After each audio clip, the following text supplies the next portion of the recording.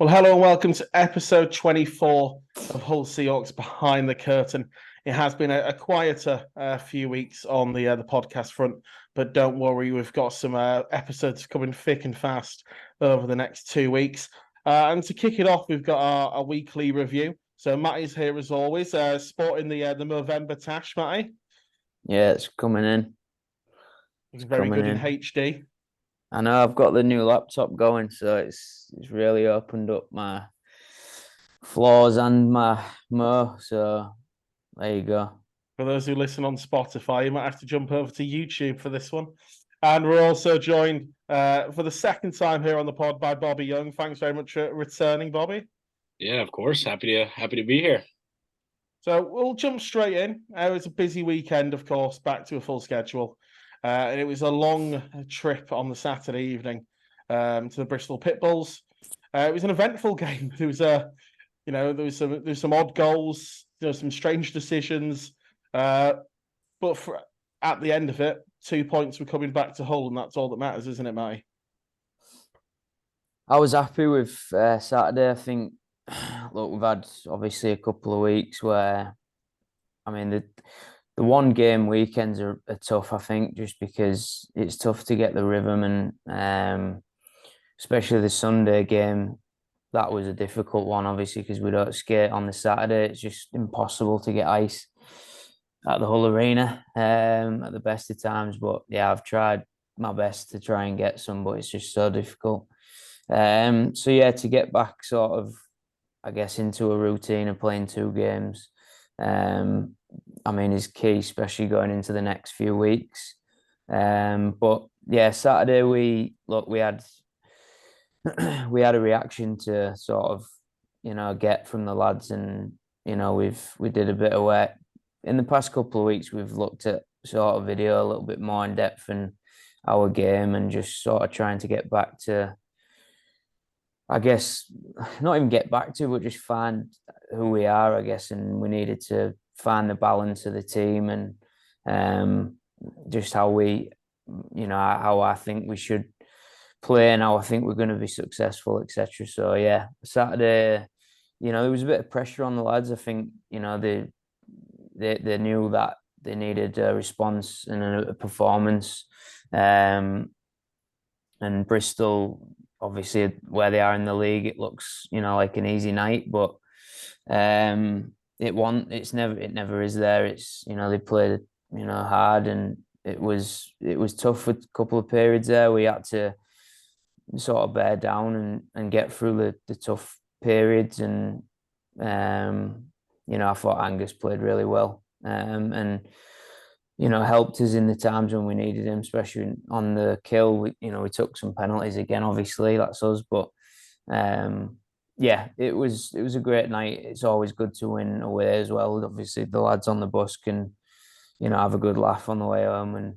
And yeah, it was good to get that feeling back of, we are a good team and we're gonna win games.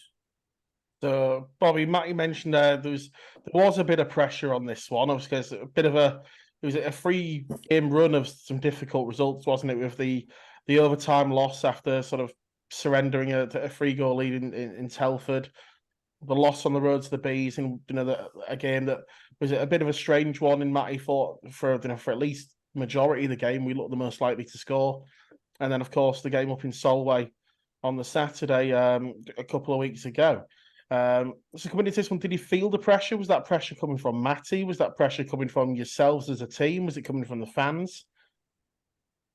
I think it kind of maybe a combo of all three. As we started off the season, super well, winning a bunch of games. So, it's once you go on a 3 game losing streak, it's kind of tough. But you know, I saw in the room how, upset everyone was even after our first loss, but after the third there, it was, kind of a wake up call, as in, we can't just we got a bunch of skill in our team. We have a lot of great players, but we can't just come into every game thinking we're going to win based off skill. And I think that's kind of what Matty was talking about, getting back to our game, just working hard, and found a couple of combinations that worked well. And yeah, I think we just all kind of took that pressure the right way and used it to get 2 wins this past weekend. So I say in that first game, of course, Bristol went up 2-0, and at that point, was it ever a case of, oh no, here we go again, or was it a case of, we look like we've been the better team throughout the period, we know the chances will come, we've just got to put them away, and then, of course, in a space of around 2 minutes late in the period, Bobby Chamberlain goes and puts 2 away. You sort of felt, despite the fact they'd got a couple of goals, the first being one of the luckiest goals I've ever seen, where it's come off the backboard and then off the rear of Angus Lang, and somehow found its way into the net. You just sort of felt that the Seahawks goals were coming. Yeah, I mean, I think once we got down, we knew that we were still playing well, but you can't let a goal or anything get you down on the bench, especially. I think with our group, we know that we've been getting the chances each and every game, even the games we lost, but we just haven't been able to bury them. But once we get one, we usually find a way to fill the net. And I think it just took us a little bit, but once Bob got that first one, it was, right back to keep going, just get the next one, keep working hard, and then, the rest will come. I say they did do that. I say for the second period, it was split to 1 apiece over the period again. He went into the final 20, tied up at 3 apiece. Of course, Sam Towner got himself on the score sheet in the second, and he popped in with another one early third. And at that point, we did sort of take the game by the scruff of the neck with Owen and then Finley Ulrich also sort of adding their names to the score sheet and sort of opening up that 6-3 lead. With that 6-3 lead, though, was it then a case of we've now got to sort of reprove to ourselves that we can close the game out? There'd been a couple sort of in that first few games where we'd taken a 2 or a 3 goal lead and allowed a team back in. And we sort of, although Bristol got one back, we sort of did well at controlling the game and just sort of killing this one off, essentially. Mm-hmm. And I think that's something, every team can still work on, but us as well. Once we get that lead, just figuring out the way to hold it or add to it. And I think, we've proved that we can put up, 6 or 7 goals in a game. But I in those times, you kind of need guys like Finn and Towns to step up, and, they're key players to our team. And those are the kind of guys you need, especially like in the third period, to help you get those 2 points or those 2 extra goals. And, from there, I think when you're on the bench, you realize you have the lead, but you know that you can't sit back. And that's, something that Matty preaches as well. We're not the team to just sit back. We attack and we stay on with pressure. And I think that's kind of what we did to maintain that lead and hold them to those 2 goals. So moving on to sort of the game against MK on Sunday, Matty, I'm going to throw this one across to yourself. It's something we've briefly mentioned already, because he did step up with some very, very big saves in that first game. But to some people, they might have seen, obviously, the first game on the Saturday as Jordan needs a rest. Angus is with the team. Let's put him in. But then to start him the second game in a row as well, it's a big call, wasn't it? And it probably did surprise a few fans, you've got to say. A few of them would have expected Jordan to at least start one of the 2, but Angus put on, obviously, a fantastic performance over the weekend. You've got to be pretty happy with what he managed to show. Yeah, look, I think initially it was, Jordan knows the score. I've told him, day one, he's not going to play every game this year. Like, that's a given. I don't think any goalie, should or will in any team. But, it was time to give, Angus a chance. And, look, Jordy's been good at times this year for us, but he'll admit himself he hasn't been his consistent best. And that's not just on him, that's the team and the way we're playing as well. And look, I just think we needed to change it up a little bit. Like, I've had to change the lines a little bit and over the year, and that's just how it works. That's hockey, right? Sometimes you need to shake things up a little bit. It was always the plan. I knew I was playing Angus on Saturday for, I've known for a week or so now. And, it's one of them things where you have to see how it goes. I felt he played really well. He's come in and he's a kid who like he's serious about his game and serious about being a goalie, and he's so like appreciative about being involved in this, and he's just a good kid. And to be honest with you, like I thought, he was really, really good for us at times on Saturday. And the way the lads took him in and all that stuff. Like this is nothing on Geordie. This is ice hockey. It happens in every league. Geordie's our number one. He will be. But this is how it is. Guys get a chance. It happens up and down the lineup. Like look at Owen. Owen, third line player. Probably penciled in all year for that. But look, he's been practicing really well. He's always on the ice. He's first on. He's last off. He's been showing that he can, play and he wants to do it. And I give him a chance, and he's held it. He played really well this weekend, and he plugs the gap between them two really well. And I didn't know until last minute, honestly, on Sunday. I did think about putting Geordie back in, but it was just I had a decision to make, and that was the decision that I felt was the right one for Sunday. It was a massive game for us. They had a few guys missing, and I felt like we had a real chance to get back into the mix of everything, which, we've obviously had a couple of weeks where we've lost points, but everyone knows we have these games in hand. So to lose any points at this point would be, a little bit disappointing on that front. So I just felt like it was the right thing to do, and he earned it, and that was it. There's nothing, else on that. It's just that's how it is. Geordie, I love Geordie. He's our guy. He's a great lad, but sometimes that's just ice hockey, and that's the way it goes. And you hope you get a reaction, the other way, and that's all you can do. Bobby will tell you that's how it works in every league. You're not always going to get the chance that you want, or you're not always going to get the ice time you want. You have to earn it, and that was the whole point of this year. Was last year we didn't have that option or opportunity, whereas this year we have a deeper lineup with guys that can fill in the top six, and obviously the Angus thing was something that I already knew about, but obviously we couldn't announce it and all that stuff with the Steelers. So, but this was always going to happen. I was always going to have another goalie that can step in and play for us. So, yeah, it's good to see. Look, I think it's great for Geordie. Geordie has someone that can push him, and Angus has been brilliant. He's come in and took it. And a quick one on the Brute situation, of course. A few people will be thinking, you've had that in the back pocket for a few weeks, the mastermind that you are, building these lines. And it's then barely a mastermind. I'll tell you. It's an off the cuff thing, isn't it? Well, I've heard this one. This was pretty off the cuff. It was It was just one single drill, wasn't it? On what is a quiet skate on Wednesday, of course, not everyone available.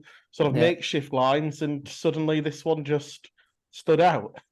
Well, look, I think I've had, I'll be honest, I've had sleepless nights at times thinking about how to balance this team right. I think I've got some really good pieces in there, and obviously we have, a lot of good players that can play in that top six, but sometimes it just don't quite work, the chemistry of how people play in different scenarios. And obviously we've seen the Townsend, Emil and Finn line. Finn played really well with Bobby's, the two Bobs as well, and that line was brilliant. I just felt like the way that the situation was with that line, and obviously Bobby missed a week, and it's just, you've just got to try and find something, and sometimes you don't always need the best skilled guys to play in these spots. It just sometimes you see you could say Connor McDavid, Sidney Crosby, any of these guys, they don't always play with the best players. It's just how their games fit with other guys. Bobby plays really high tempo, and skates really well. He gets around the ice really well. And obviously Bobby is a different sort of player where he's a goal scorer. He wants to score. He's there to do that. He'll get in the corners, but I felt like Bobby needed someone else to help him in the corners on boards and try and get the puck to Bobby and give also Bobby Young that chance to score and make plays like we saw on Sunday. So Owen's a great kid, like always drives the net, and the goal that Bobby scored on Sunday, which was unreal, by the way.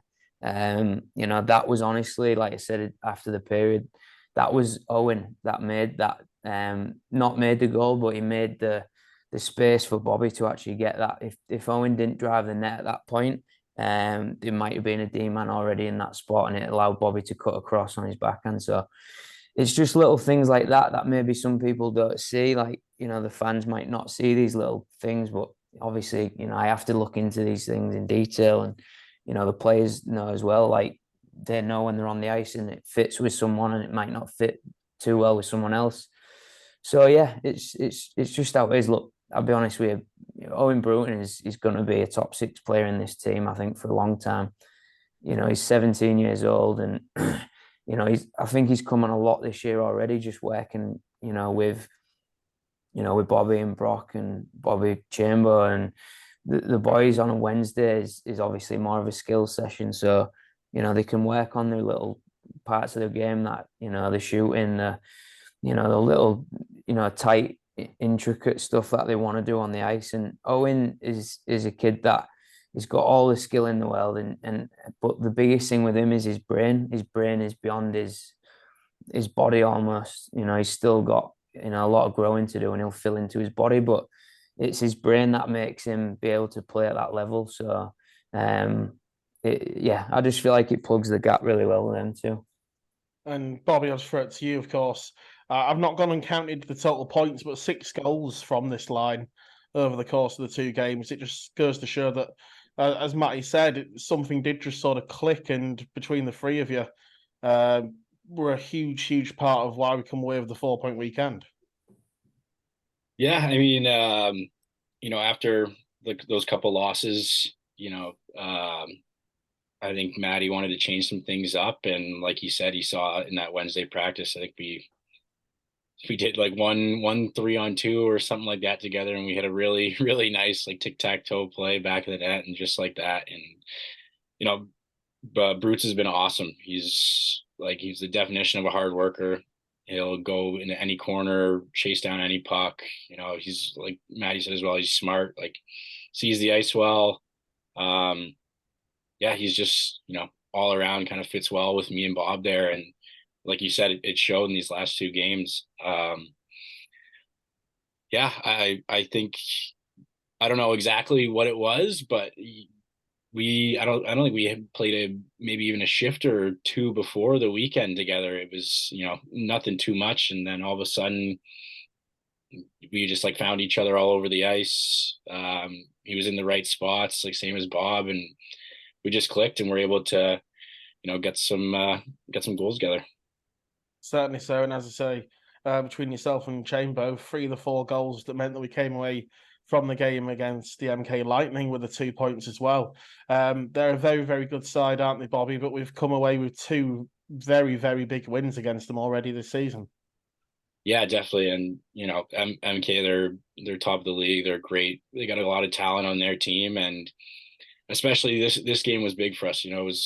That Sunday was like a 4-point game almost, because they're ahead of us in the standings. So it was, almost a must win, and everyone knew that in the room. And I think we were all just, fired up for the weekend in general, but for the Sunday game for sure after a win. And it's always nice to come out of a weekend with 4 points, and when it's against a team like MK, it's almost a little bit better.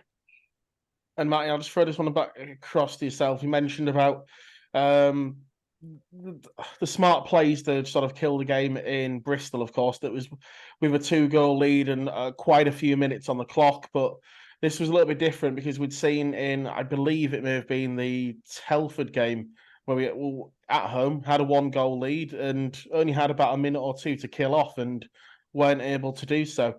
and they scored pretty late. And there was a chance that MK, they were really starting to find the feet last few minutes of the third period again. They'd had a couple of 3 or 4 minute spells in that third period where really struggled to just clear the zone at times. But we managed to get the puck in the right area. And that sort of final 2 minutes of just controlling the puck in their zone, not allowing them to get heavily off the ice, create the 6-v5. It was pretty much as perfect as you could play that, wasn't it? Yeah, I mean, I'd rather not be in them scenarios if I'm being honest. Like, look, it's something we still need to work on as a team. I think it's the one thing we've not quite managed, to really get right this year yet. It's just our game management at times.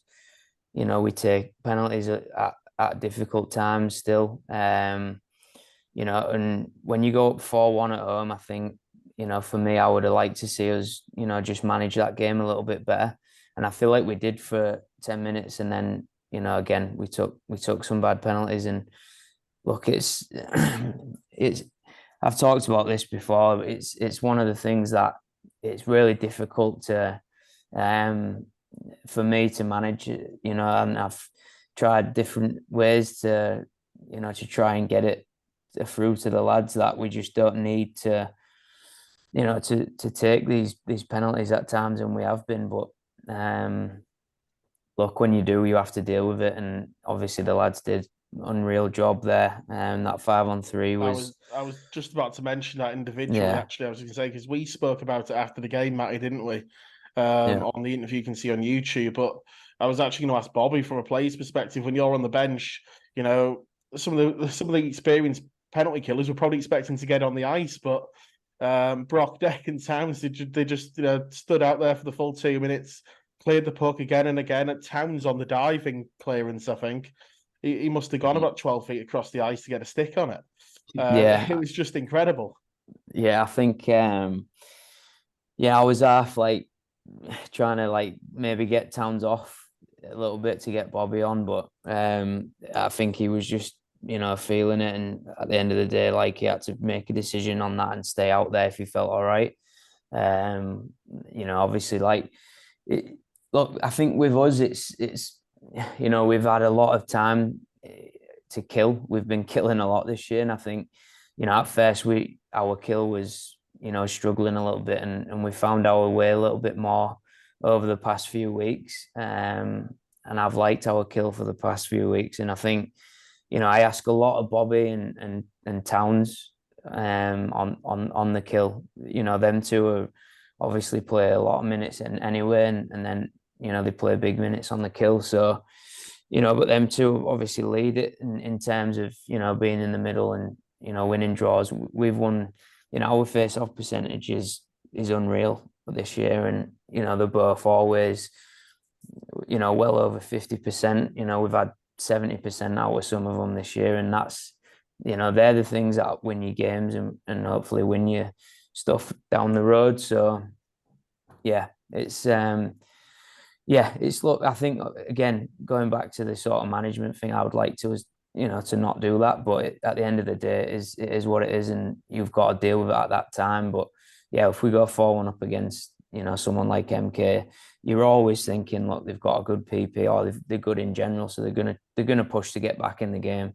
So regardless of penalties or not, we did well to just hold them off and win the game. And at the end of the day, we needed the 2 points, and we got it done. So really happy with that one. No, so cemented the 4-point weekend, exactly what was needed. And going into another double header, I think it's pretty much all double headers now, going up to Christmas. It's starting away this Saturday, Sheffield against the Steel Dogs. They've not had the best start to the season, but they're a team, as you said, Matty. It was a great quote, actually. They get up to play us. That's literally something that, and you've got to say, we probably do the same. It's maybe slightly different position this year, but it's a Yorkshire rival. It just means that little bit more. There's that history between teams, players.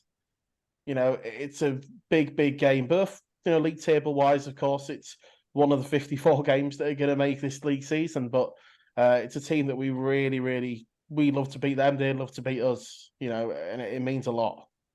Yeah, it's a massive game again, and they come thick and fast now, and we've got some really big games coming up, especially the run into Christmas is huge for us, and we've got an eye on the cup and where we are in that as well, and that's obviously one of the big motivating factors for us at the minute. But again, I've sort of tried to steer away from the whole bigger picture aspect of it and winning games and winning this to I want personally, me as a coach, I needed to work on bringing it back to just working on, look, this is a period, we need to win this period. It's per shift. It's I've there's one thing I would be critical of myself on is I've looked too far ahead of myself at times and with the players, and and I don't think you can do that. I think you just need to concentrate on the night and what you're doing on the night, and obviously we've got the Sheffield game to concentrate on now. Look, I think if we go in there and play our game, I think we can beat them, and that's no doubt. But again, they're all difficult games, and we have to obviously prove that we can turn up and play like we did this weekend, and play with, we had some bite again this weekend, and we got that passion back, which was great to see, and the results obviously follow. No, so you're getting it back at the right time. Bobby, sort of looking back on that pre-season game that we played against them down there, it was a bit of a strange one because it was a Thursday night game. They're always a little bit different. I think it was one of the games, I think Sam maybe arrived on the ice with about 2 minutes, left in the first period or something like that. They're always a bit strange. Dan Crowe was down in the Sheffield net, and he actually stood on his head throughout the game, and weren't able to get the win there. Of course, we turned them over at our place on the following Sunday, but it's a difficult place to go, and obviously Hull teams have traditionally found it difficult down there. So this first league game down there, it'd be great to sort of go down there and continue and maybe try and get back and continue a winning run. Yeah, no, definitely. I think this is, a weekend we're all looking forward to, especially after coming off of 2 wins. We want to keep that rolling. But going back to the preseason game, I think that was, it was tough. We were all just kind of first, it was our first time really, or first couple times playing together, and I still didn't think we found like our footing as a team yet, and exactly like how we mesh, and but I think this is, it's an exciting weekend coming up. Big one for me too. My parents are going to be here, so looking forward to that. But yeah, no, I think we're all just excited to get back at it after the 2 wins. We were all, really happy to get those after the few losses. So this is a couple that we're looking forward to, and it should be a good test for us. No, it certainly will be, and I say it's a game that, both games I'm getting down to my second away league game this season. A nice Saturday little trip down the road. But of course, the big game on the Sunday, Bristol Pitbulls, we've just played them the week before. They're going to be looking to try and get that little bit of revenge. It seems to be whenever we play Bristol, we play them home and away within about a week of each other. We never sort of go a long stretch between games. So they're going to be looking to bite back in front of the big home crowd Sunday. It's the Remembrance Game as well, Matty. Very, very special one, both on and off the ice in that case. Be wearing the lovely Remembrance jerseys that I'm repping here. It's going to be a great event. I'm bringing a few people to the game on Sunday. First time they'll have been at a Seahawks game. Those listening, pack out the rink, bring your friends, family. It's going to be a top night Sunday, we hope, on the ice as well as off it.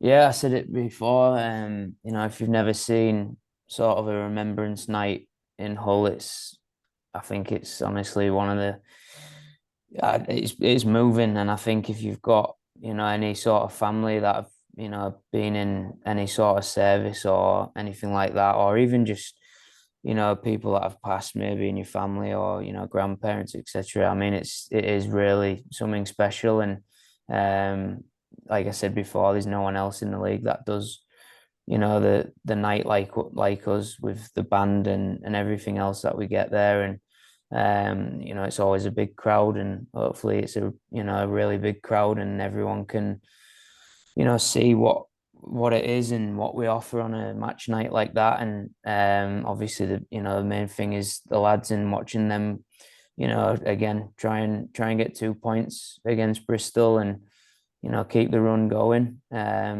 Fingers crossed we can just have a good weekend of it again, and sort of stay grounded and level-headed about where we are and what we're doing, and just go about our business the right way.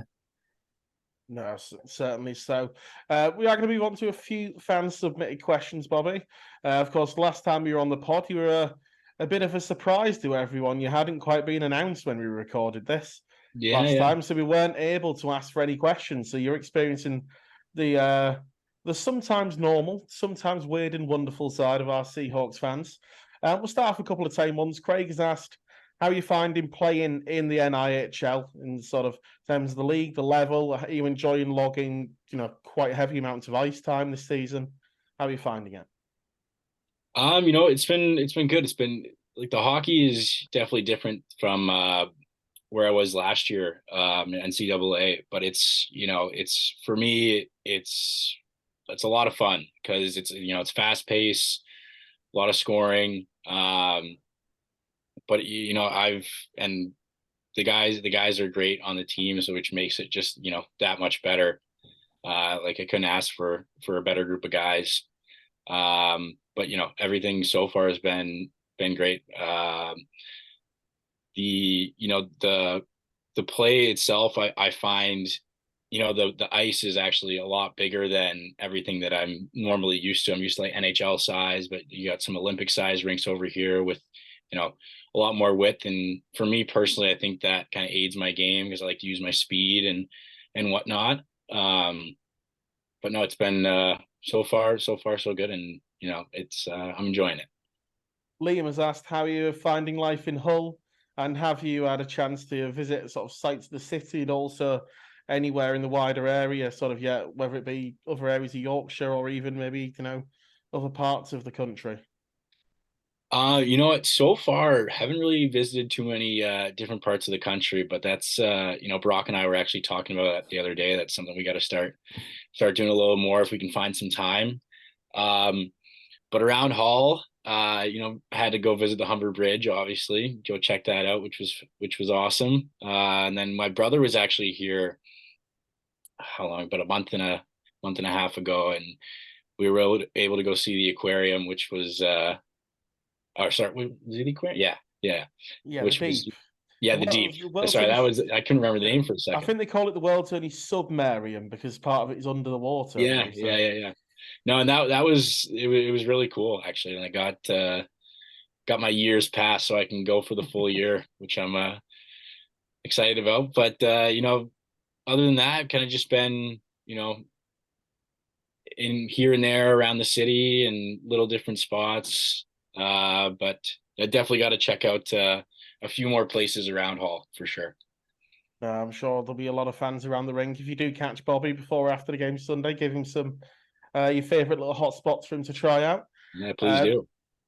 This next one's from Ed, big supporter of the club from Viva La Velo. He always comes up with a good question, doesn't he, Matty? He loves it. So Ed's question this week, and I've even had fans saying how much they love Ed's questions. Do you have a plan for the inevitable zombie apocalypse? Oh boy, Jesus! You challenge them, Matty. Okay. You've got a couple of guys in your house who I think could help out in this one as well. Yeah. I got a couple big bodies in the house, so I'll definitely stock up behind them first. But oh boy, zombie apocalypse. I don't know. 23 Cranberry is pretty safe spot, that's for sure. Yeah, it's pretty safe out there. Yeah. Hide in the sauna. The boys have got a sauna now. Zombies aren't coming in the sauna, are they, lads? Oh, hey, that's a good point. Yeah, that's a good point. I'll tell you what my plan is. On that.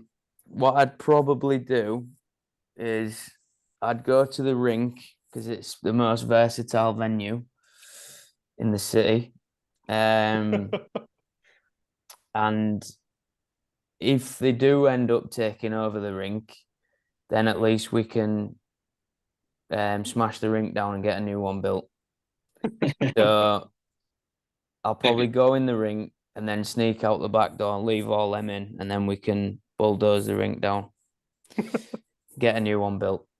And I agree with that. I think we could lock the rink up like Fort Knox. So yeah, I like that play. That's good play. And Rob's chipped in. It is Rob who mentioned on Facebook that he had to step up to your challenge, Matty. The question's been a bit tame. I'll let you both chip in on this one. Hopefully, nobody did this in your locker room, I'll say. So the question is, would you rather clog a toilet on a first day at a job, or first day of a new team? That's Rob's question, not mine. Wow, that's a new team. On a first date, that's it'd be first and last, wouldn't it?